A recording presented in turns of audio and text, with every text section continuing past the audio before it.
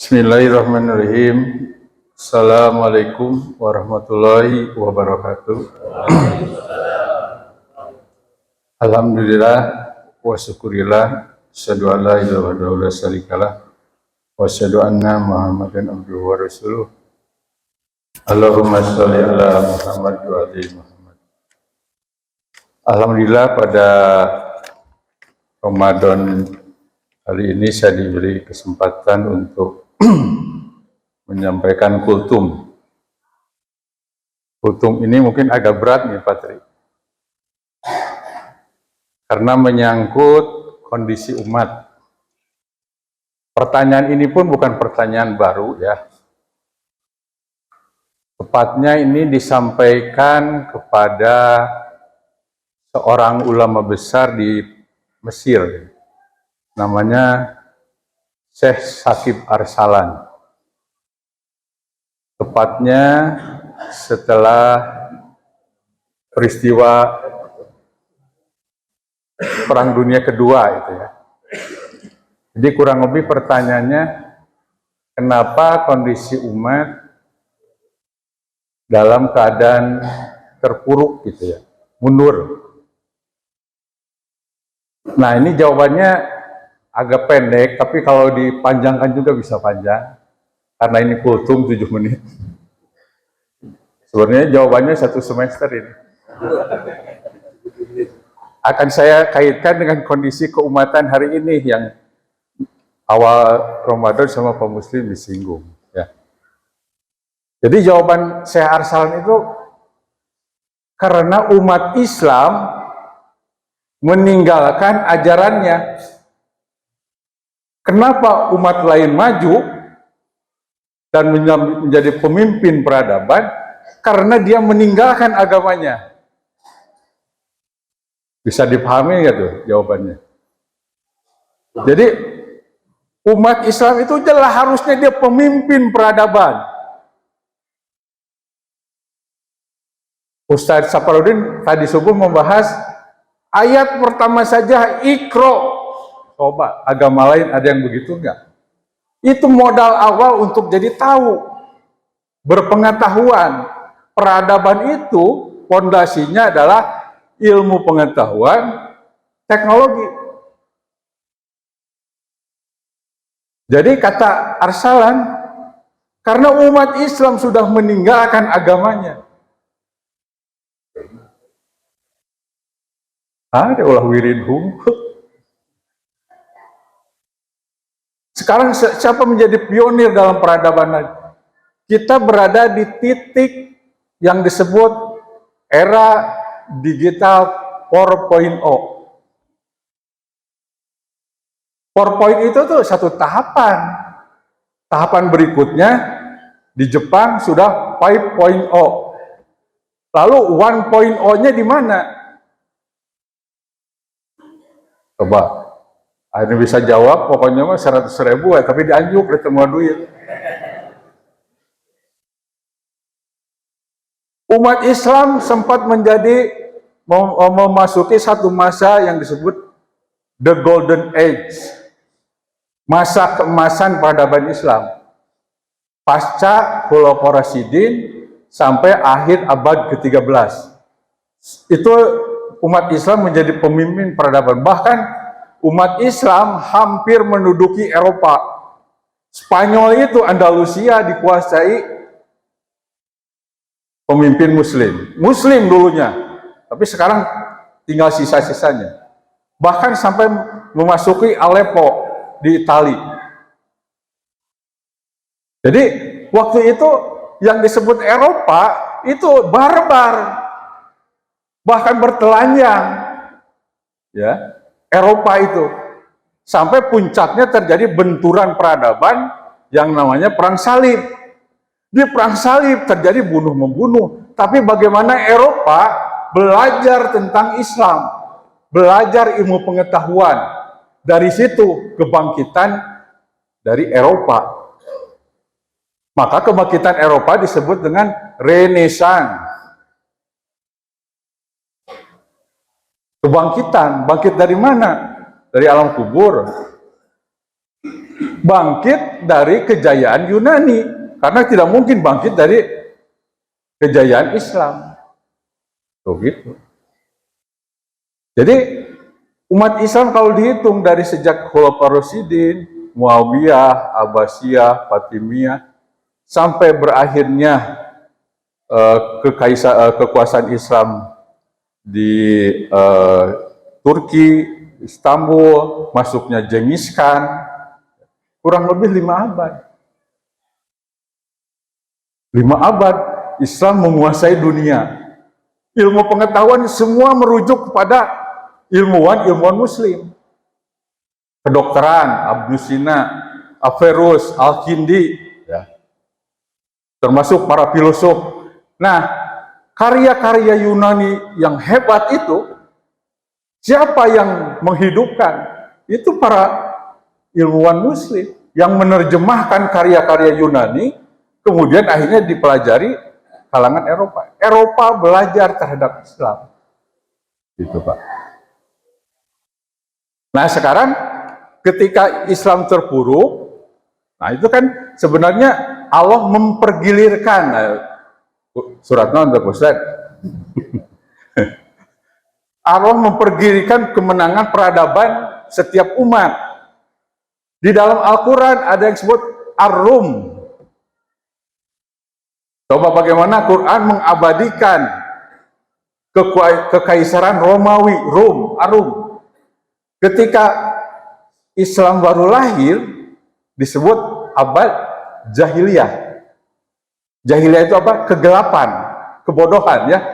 Lawan dari kegelapan, cahaya. Cahaya itu dari mana? Al-Quran. Dari ilmu pengetahuan. Karena sifat dari Allah juga al-ilmu, maha berilmu, maha mengetahui. Maka ketika Muhammad membentuk satu kota, namanya Madinah Al-Munawwaroh, artinya apa? Kota yang berpendar cahaya. Tuh, gitu. Dari kegelapan di Mekah, dia membangun kota yang namanya Al-Madinah Munawwaroh. Kota yang berpendar cahaya. Di situ etika, di situ nilai agama, nilai Islam dihidupkan. Nah, dari situ kemudian terjadi satu titik ketika yang disebut Renaissance itu melahirkan 1.0 dengan ditemukannya mesin uap. Nah, ini titiknya. Titik kebangkitan Eropa. Mesin uap itu menggantikan tenaga kuda. Nah, dengan mesin uap terjadi penjelajahan dunia karena pabrik tidak pernah berhenti. Kalau manusia ada capeknya, binatang ada capeknya. Nah, tapi kalau mesin yang diberi energi oleh uap tidak ada hentinya, terus bergerak, terus berputar, dan akhirnya terjadi pelimpahan produksi. Pelimpahan produksi, kemudian perlu pasar baru, itulah terjadinya yang disebut imperialisme, kolonialisme. Akhirnya Eropa, Spanyol, Portugis, Inggris, Belanda datang ke kita, awalnya nyari apa coba? Nyari rempah-rempah, nyari pasar baru. Nah, itu masa dari peradaban Eropa. Nah, sampai hari ini. Nah, hari ini titiknya kita ada di mana? Kita ini sebenarnya, tapi jalannya ada capeknya. Punten ya. Nah, titiknya itu 4.0 itu pada kekuatan yang disebut integrasi antara komputer, bioteknologi, artificial intelligence, dan big data. Kalau dulu era 3.0 atau 2.0, siapa yang menguasai lautan, dia akan menguasai dunia, kan begitu? Siapa yang menguasai industri, dia akan menguasai dunia. Nah, hari ini siapa yang menguasai data, siapa yang menguasai teknologi, dia akan menguasai dunia. Buktinya hari ini. Nah, umat Islam hari ini menurut saya itu menjadi follower, bukan influencer dalam peradaban ini. Nah, berarti titiknya di mana? Ya, kita harus bangkit dari kebodohan. Nah, balik lagi ke pernyataan Arsalan tadi, ya, bahwa kenapa umat Islam meninggalkan agamanya? Karena kebodohan. Tuh, ya, makanya ada disebut dengan jahiliyah modern. Ya, jahiliyah modern. Eranya sudah modern, kita mengecap bahkan terjadi integrasi dengan peradaban Eropa, tapi perilaku, sikap, dan tindakannya ya seperti zaman jahiliyah. Kedua, karena apa? Karena ilmu pengetahuan yang dia kuasai sangat terbatas. Jadi cek orang Sunda mah, kalau hurte sirungan, kahanap ke akaran gitu, kurang lebih begitu kondisi umat hari ini tuh. Nah, ini saya gambarkan dengan kondisi ini supaya bisa dicerna dengan mudah. Fakta menunjukkan Indonesia aja ya, rata-rata lama sekolah orang Indonesia hari ini apa coba?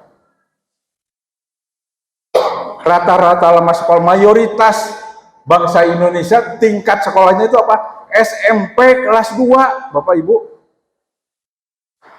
Di era digital ini bagaimana kita bersaing ya dengan Eropa atau yang dekat misalnya dengan Singapura, dengan Malaysia. Kalau kualitas pendidikan kita mayoritas ini termasuk masyarakat Jawa Barat SMP. Ya, jangan, mungkin di sini yang tingkat SMP jarang ini ya. Nah, ini termasuk yang spesial gitu. Kalau masyarakat mayoritasnya di satu katakan komplek atau perkampungan bukan SMP. Tapi data BPS itu Jawa Barat saja dan juga nasional ya, itu SMP. Nah, ini saya bacakan supaya ketinggali ustadznya ayat-ayat nu dibaca maksudnya. ini yang harusnya menjadi titik ya, titik kebangkitan. Jadi umat harus kembali kepada Al-Quran. Nah, ini ayat suratnya. Surat Al-Imran ini suka dibaca Pak Sekretaris ini ya. 190 tentang ulil albab. A'udzubillahi minasyaitonir rajim. Inna fi khalqis samawati wal ard wa ikhtilafil laili wan nahari la ayatil lil ulil albab. Bukan Pak Albab. Lil ulil albab. Jadi sesungguhnya dalam setiap penciptaan langit dan bumi dan silih bergantinya malam dan siang terdapat tanda-tanda bagi orang yang berpikir. Nah, Quran itu sampai memprovokasi apalah takirun, betul nggak? Apalah takunal maneh teh mikir gitu, tidak berpikir, ya, tidak merenung. Coba yang akhirnya mengamalkan ayat ini siapa kurang lebih? Dalam penciptaan alam raya ada tanda-tanda kekuasaan Allah. Dalam sepintas mah mungkin kita kalau tidak berpikir mah kunaon eta benda jatuh ka mah nyaho atuh minaku jatuh ka luhur, paling gitu jawaban kita ya, betul kan? Tapi oleh Isaac Newton benda jatuh ke bawah diteliti, direnungi berkali-kali sampai melahirkan teori gravitasi. Tuh, jadi ilmu. Bagaimana sistem alam raya direnungkan oleh Einstein, teori relativitas lahirnya. Tuh, padahal ini Al-Quran mengatakan dalam penciptaan alam raya, nah, harusnya jadi renungan kita. Nah, ayat selanjutnya, alladzina yadhkurunallaha qiyaman wa qu'udan wa ala junubihim wa yatafakkaruna fi khalqis samawati wal ard Robbana ma khalaqta hadza batila subhanaka faqina azaban. Nah, ini harusnya menjadi karakter umat ya. Itu orang-orang al-albab, ulil albab itu adalah orang-orang yang mengingat Allah sambil berdiri, qiyamah wa qu'udan sambil duduk atau dalam keadaan berbaring. Dan mereka memikirkan tentang penciptaan langit dan bumi. Itu ulil albab. Sambil akhirnya dia mengatakan, ya Tuhan kami, tiadalah Engkau menciptakan ini dengan sia-sia. Maha suci Engkau, maka peliharalah kami dari siksa neraka. Akhirnya terbit ucapan seperti itu. Nah, ini juga dilakukan oleh para ilmuwan barat. Ilmuwan barat, banyak para orientalis yang tadinya ingin mencari kesalahan Islam. Terakhir misalnya ada pendeta di Amerika kemarin ya, masuk Islam. Coba bayangin. Ada para ilmuwan di Inggris, kalau tidak salah William James, ahli astronomi, mencari celah-celah. Mana mungkin katanya alam raya diciptakan secara kebetulan. Tidak mungkin. Pasti ada yang disebut dengan causa prima. Ada yang memelihara. Tidak mungkin sebuah. Nah, makanya Einstein melahirkan teori Big Bang. Alam raya. Dan itu di Al-Quran ada. Coba. Teori Big Bang itu yang diindikan oleh Einstein sudah ada. Cuma dia al-khosos sukanya pokoknya mah hilap dewe tuh. Nah, saya ingatkan satu lagi nih tentang ayat bahwa Al-Qur'an sudah membaca fenomena alam ya sebelum hal itu terjadi. Misalnya surat Ar-Rahman. Surat Ar-Rahman tentang bagaimana kita bisa menembus alam raya. Udah ada yang tahu belum? Ayatnya lupa lagi, tapi surat Ar-Rahman. Kurang lebih artinya, kamu tidak bisa menembus alam raya, menembus daya gravitasi, kecuali dengan kekuatan. Nah, kekuatan itu namanya bahasa ilmu. Sultan. Ya, sultan itu apa? Kekuasaan. Ya, kekuasaan. Ya, mungkin di sini yang menafsirkan salah satunya ilmu. Bagaimana kita menembus alam raya kalau tidak mempunyai ilmunya? Nah, makanya ilmu di dalam Islam begitu tinggi penghargaannya, betul nggak? Satu ketika Nabi ditanya, ya Rasul, bagaimana saya masuk surga? Kata Nabi, dengan ilmu. Nah, ilmu. Jadi ilmu di sini mungkin bukan ilmu sifatnya agama saja, tapi ilmu kauniyah juga harus kita pelajari. Sehingga kita menjadi pemimpin peradaban. Nah, kita ini kan hari ini menjadi umat yang berada di pinggiran di dalam arena peradaban yang hari ini terjadi, betul nggak? Coba para pionir dunia, orang-orang terkaya di dunia, mana ada orang Islam? Peraih Nobel dunia. Nah, ini kalau balik kepada Syekh Arsalan tadi, harus kembali kepada Quran. Kita bagaimana mendalami kembali Al-Quran, menyerap nilai-nilai Al-Quran dan menjadi akhlak kita, perilaku kita hari ini. Sehingga ya ada masanya kalau kita hitung dari abad ke-13, 13, 14, 15, 16, 17, udah lebih 5 abad ya, Eropa menguasai dunia. Harusnya, nah ini ada satu teori dari Huntington yang disebut Clash of Civilization. Dia mengatakan ketika Eropa perang dingin usai, ya, Barat menjadi juara kehilangan lawan. Dia mengatakan salah satu ancaman terhadap dunia itu adalah Timur. Nah, Timur di sini ada dua. Satu yang berbasis nilai-nilai Konghucu, ya, Jepang, Korea Selatan, Cina, ya. Yang kedua adalah kekuatan Islam. Dia udah nyebut, Huntington sudah menyebut ancaman peradaban dunia hari ini selain Timur, Timur yang sekarang bertarung, ya. Nah, ini juga mengingatkan pada hadis Nabi. Coba, hadis Nabi pernah mengatakan begini, ya, tolabul ilmi walau bisin, pernah ya? Entah sabda Nabi atau ulama ya, tapi pernah itu ya. Nah, hari ini salah satu puncak peradaban itu selain Amerika, ya, juga Cina yang menjadi ancaman. Nah, pemerintah Amerika hari ini sedang melakukan sebuah rapat kongres untuk memblokir TikTok. TikTok ini menjadi sebuah ancaman peradaban, coba bayangin. Kalau kita makan suka makainya aja ya. Tidak tahu bahwa itu sebuah ancaman global. Nah, harusnya kekuatan Islam memunculkan TikTok syariah. Gua tuh membangun TikTok syariah. Kalau Pak Presiden kemarin kan Gaples syariah. Ini TikTok syariah. Jadi sebuah apa yang namanya counter culture, harus. Nah, Islam harus. Tapi bagaimana Islam mau melawan kalau kualitas SDM-nya SMP tadi?